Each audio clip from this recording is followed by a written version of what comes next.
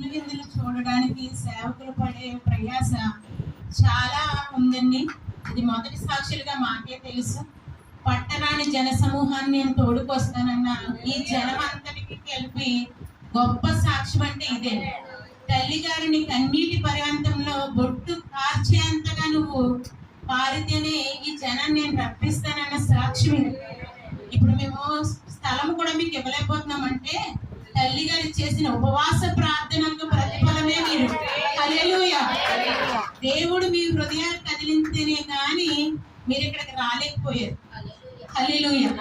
పరిశుద్ధ ప్రార్థన మందిరంలో జరిగే ప్రతి నిమిషము సాక్ష్యం ఉందని గమనించండి. వచ్చిన ప్రతి ఒక్కరూ కూడా ఈ మందిరం విస్తారముగా వెత్తబడుచుందని, మరి అభిషేక ఆరాధనలు ఇది పునాదులలో నుంచి లేపబడుచుంది. ఇదే మొదలైపోయింది మందిరానికి. మీరు ఏ సంఘానికి వెళ్ళొచ్చు, ఎక్కడికి వెళ్ళొచ్చు, నిమిషానికి సాక్ష్యము జరిగేది ఈ మందిరం ఒక్కటే.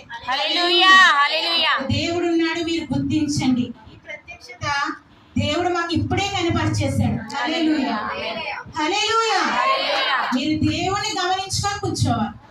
హల్లెలూయా, హల్లెలూయా. మీరు దైవ సేవకుల్ని, మనుషుల్ని, ఇక్కడ ఉన్న పరిచయాన్ని కాదు, నేను నిజముగా చెబుతున్నాను ఈ మాట.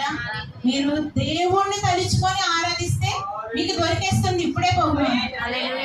ఆరో పాత్ర ఇప్పుడు వచ్చిన ప్రతి ఒక్క బిడ్డకి దొరికేస్తుంది. మరి దైవజనులు ఇచ్చేసారు ఆ మాట.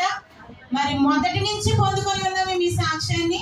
ఈ నిమిషం కూడా పొందుకున్నాం. బేతేలు సహవాసంలో దేవుడు ఇచ్చిన వాగ్దానం కూడా ఇప్పుడు నెరవేరిపోయింది. గర్భఫలం విడుదలవ్వాలని ఇక్కడికి వచ్చిన బిడ్డ ఖచ్చితంగా గర్భఫలం పొందుకుంటుంది. బేతేలు సహవాసంలో ఆరాధనలో ఎప్పుడు కూడా స్వస్థత ప్రకటించలేదు దైవజనులు. మరి గర్భఫలం ఇక్కడ విడుదలవుతుంది కాబట్టి ఆ బిడ్డని తోడుకు వచ్చాడు. మరి సేవకుల నోటి నుంచి పలికించాడు. అక్క పొందుకున్న సాక్ష్యం ఇది. ఇంత ఘనంగా జరుపుతున్నాడంటే దేవుడు ఇంకా ఎవరన్నా బహుగా ఇక్కడే వాడుకుంటున్నాడు. సాక్ష్యం పొందుకున్న ప్రతి ఒక్క బిడ్డని కదిలింప చేసేసి నేను ఇక్కడికి రప్పిస్తున్నాను అన్నాడు దేవుడు. హల్లెలూయా, హల్లెలూయా. ఈ గొప్ప సాక్ష్యాన్ని మీరు వారంలోనే పొందుకొని మందిరానికి, పరిశుద్ధ ప్రార్థన మందిరానికి మీరు రాకపోయినా 3 ఆత్మలకు మీరు తెలియపరిచి ఈ మందిరంలో దేవుడికి అప్పచెప్పాలి మీరు. హల్లెలూయా. అనేక వరములు మీకు కావాలంటే 3 ఆత్మలను ఇక్కడ మీరు జతపరిచి మీ బాధ్యత నెరవేర్చుకోవాలి. హల్లెలూయా. చేసే పని నిమిత్తము దేవుని కార్యం అనుకొని